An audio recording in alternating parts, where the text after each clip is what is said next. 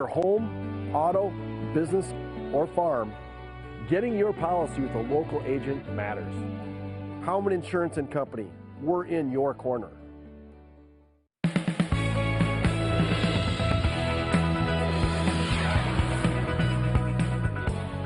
A scary situation at Palisades State Park. We'll tell you what we found out from authorities. A dangerous Labor Day on the roads. We'll tell you about crashes that happened on opposite sides of the state. The Good Samaritan Society is evacuating some of its Florida locations ahead of Hurricane Dorian. We'll hear from the president as the campuses prepare for the storm.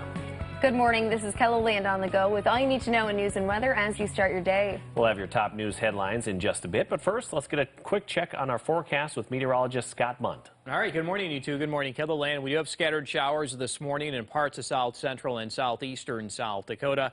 Otherwise, we also have patchy fog, but all this will eventually go away, and we'll have sunshine this afternoon. Becoming windy as the humidity slowly starts to go down, but temperatures will return above average probably by Thursday. But this weekend is looking cool and wet. Pretty good chance for rain as temperatures may fall to the 60s for highs for some of us. More details on that weekend forecast coming up with Brian Karstens in just a couple of minutes.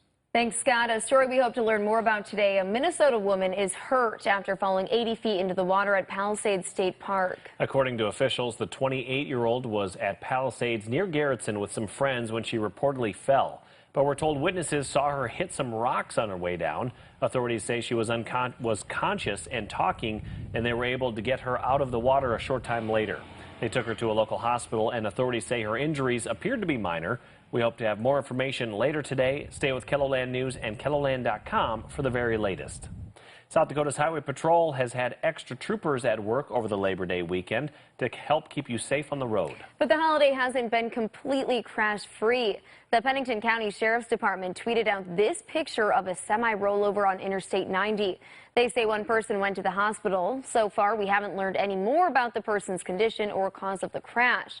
And Lincoln County Sheriff's Office responded to this crash near Newton Hills State Park yesterday afternoon.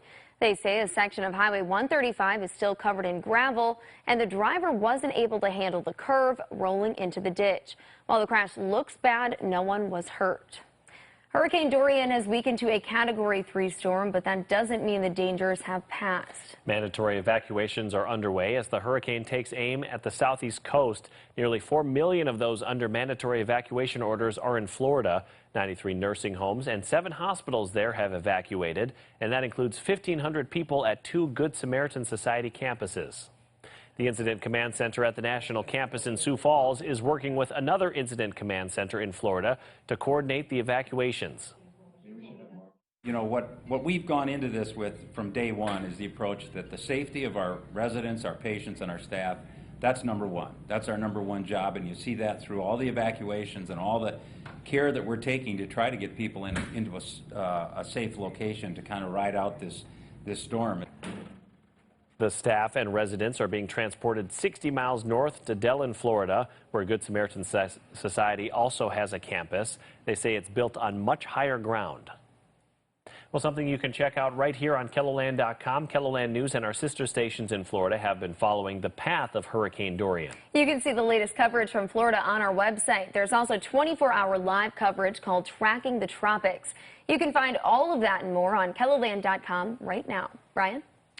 All right, and as we track our weather here, northwest winds and cooler weather. That's the story today. As we get into the afternoon hours and this evening, high pressure comes right through the middle of South Dakota. And tomorrow, that's going to lead to, I think, pretty fair weather for us. And then as we start to finish up the work week here and get into Thursday, we've got some warming weather going on. We're going to hold on to a lot of 80s on Thursday right ahead of the frontal boundary that comes through. And then this will start to knock down temps really more so into Friday. And then by the time we get to start the weekend, yet again, another reinforcing shot of cooler weather coming in. Northern Rockies starts to fill in with rain, and it looks like it could get unsettled around here for Saturday into Sunday. We'll continue to watch that trend here in the Storm Center. As we look at your 7-day forecast, we've got those 80s going on Thursday, close to 80 Friday, but then Saturday, Sunday could easily tumble up, even maybe a little more than we've got forecast right now, but we're continuing to monitor just how far south that's going to go. Aberdeen, it's more likely you'll feel the impacts of that with 60-degree weather in the temperature forecast for Saturday and Sunday, along with rain chances. I think they're stacking up a little bit stronger now. And for Pierre in central South Dakota, we've got breezy weather the next couple of days. 85 tomorrow, 84 on Thursday. And then we set the stage for Rapid City also to see a cooling trend as we start the weekend. Rain chances will be going up as we head towards Saturday. Guys? Thanks, Brian, and thanks for joining us for KELOLAND on the Go. Be sure to join us on air for midday in KELOLAND. Until then, you can get up-to-the-minute developments right here on KELOLAND.com. Now go have a great day.